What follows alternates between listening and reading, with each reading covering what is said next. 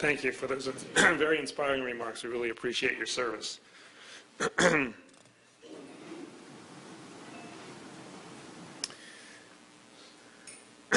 We must redouble our efforts to assist more people with disabilities to enter the workforce. Florida has an estimated 5.7 million people with disabilities based on the 2009 American Community Survey by the U.S. Census Bureau. Nationally, 35% of people with disabilities of working age are employed, but we're doing much better than that in Florida. About 50% of Floridians with disabilities of working age have jobs, according to that same survey. We need to find ways to increase that percentage, and that is why we are here today.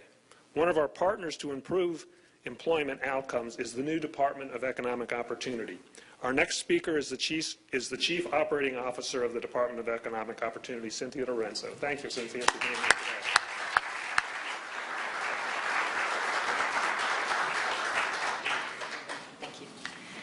Good morning, everyone. It's my pleasure to join you once again. I look forward to this event every year. I've previously stood before you as the Director of the Agency for Workforce Innovation. And as Director Hansen mentioned, we've recently joined a new team with the Department of Economic Opportunity. I mentioned that because while our name has changed, our commitment to this important work has not. We have a new title, so if you're looking to reach out to the workforce services available for persons with disabilities, look to the Department of Economic Opportunity. And again, it's a pleasure for me to be here for so many reasons. First of all, Mark and Danny, thank you for your inspiring stories. That's what it's all about. Those stories, I know, represent so many throughout the state, and I'd like to congratulate both of you for your tremendous opportunities and thank you for sharing your stories. No doubt there are many businesses here being honored today, so I would like to thank and congratulate all the businesses that are committed to doing so. A little bit about my background and why I'm so passionate about the work that we do for employment of persons with disabilities. I had the pleasure to serve a few years ago on the Governor's Commission on Persons with Disabilities. And that, to me, I served for 2 years, was truly an inspirational program and commission to be a part of, and I'm no doubt Governor Scott is continuing his commitment to coordinating the efforts among state agencies. And Director Hansen, you and I have already met about the great work that we're planning to do to continue those efforts. But while I served on that commission, I had also the pleasure to serve as the employment chair. So many times throughout the year, I heard firsthand stories, traveled throughout the state, and again have developed a passion based on that experience for the work being done throughout the state. I also have my own story to share of someone that is near and dear to me that we employ within the Department of Economic Opportunity. And I have a chance to see him every day because he parks next to me in a parking spot. Jeffrey Davis works in our unemployment compensation office. He actually started in our Disability Navigator program right down the street on Monroe Street. But when we were downsizing and we removed his position, unfortunately, we brought him in-house. And I will tell you, each and every day he inspires me. Back to the attitude, as the commissioner said, he is the most positive person I know. And not only that, just to watch his challenge to get to and from work truly is humbling. Each and every day, so many people go to work, and some are certainly challenged more than others to just make the trip to and from. So that continues to inspire me. Certainly our programs that we offer, and I'll give you a couple of examples and then share some statistics last year of how we serve. There's some displays out in the lobby area that I encourage you to take a look at. But 2 programs we have is the Disability Navigator program, where throughout the Department of Economic Opportunities, through our Regional Workforce Board system, our one-stop centers, we have about 100 throughout the state.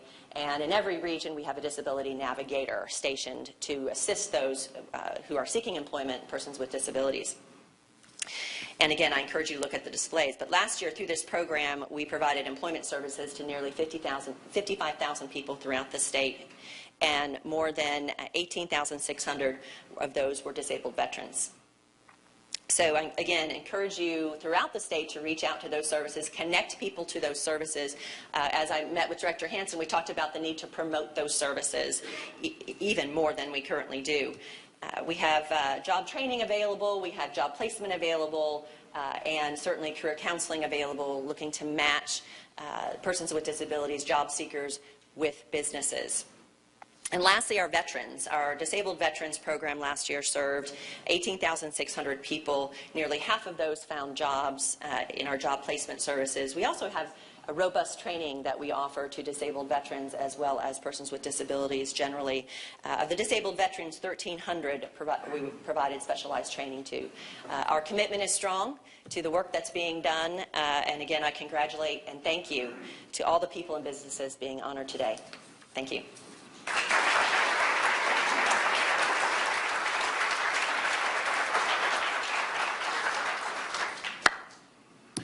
We've had someone join us. I'd like to have an opportunity to introduce Representative Williams from the Tallahassee area. Representative, would you like to come up and say a few words to the group here? Appreciate your presence this morning.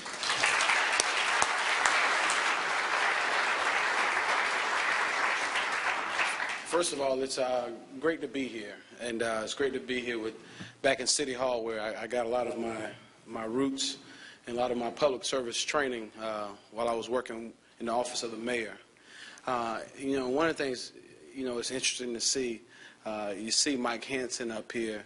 It's one of the probably the brightest minds we had in the legislature, and Governor Scott was pretty smart to snatch him up and take him over there to his side of the equation because, and we're somewhat at a deficit because we don't have him over there. I'm sure Senator Negron feels the same way.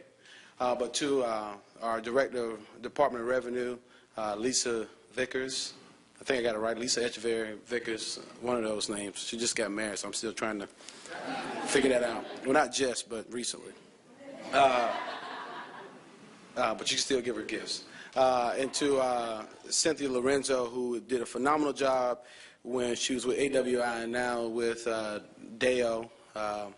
Daylight Coming, They Want to Come Home. Department of Economic Opportunity is doing a phenomenal job, and so many others. But today we're here to celebrate the diversity within, you like that, didn't you? We celebrate the diversity within our state government, within our business community. When you have so many businesses that are now, what I would say, seeing the light, coming on to the fact that, my office, my business, transportation, whatever you want to have, whatever type of business you're in, we can benefit from all individuals. All individuals bring so much to the table. Their life experiences, their appreciation of community, of place. No matter what their ability or maybe disability may be, they all bring something to the table. And I think businesses are starting to see that more and more every day. And hopefully we'll get to a point where this room will be too small to really celebrate the accomplishments that we have here in Tallahassee and really in the entire state of Florida. To our businesses who are being recognized today, on behalf of the Florida House of Representatives, congratulations. Thank you for what you do to further this cause, to further the breaking down those walls, of somewhat ignorance, somewhat intolerance to individuals with who I think we all have a disability, right? We all have, my wife tells me that every day. But those who, as Cynthia mentioned earlier, have somewhat more of a challenge each and every day to get up and come to work or get to work or what have you. But as our governor likes to say, he talks about let's getting to work. I like to kind of change that and say let's work together. And that's what this state should be, and hopefully that's where we will be in the future. And I'll close with this.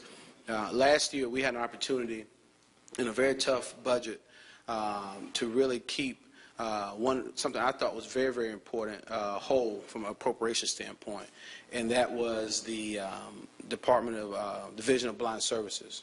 There was an opportunity to try and cut that, but through a bipartisan caucus. It's something sometimes you think that doesn't happen, but it happens more than you really think at the Capitol. But through a bipartisan caucus of Republicans and Democrats, we worked hard to make sure we kept that funding whole. Really, it probably should have been more, But, you know, we know that we want to at least keep them where they were in a tough budget year. And hopefully we'll be able, with some of the bright minds that you have at APD now, to get creative and find some additional funds for individuals that need these dollars most. And that's what government is really all about. At the end of the day, it's about helping those individuals who have some challenges.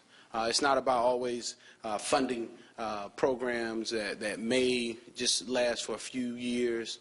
It's about making sure we get our Floridians working and get our businesses employing those individuals that want to work. And so I applaud all the efforts of the businesses again, and to all of those within state government.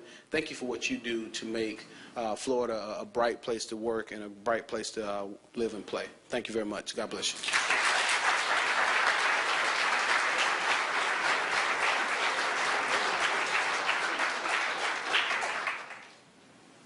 Thank you, Representative. It's great that you're here this morning with us. We really appreciate your comments and your participation and your efforts to help the disabled community.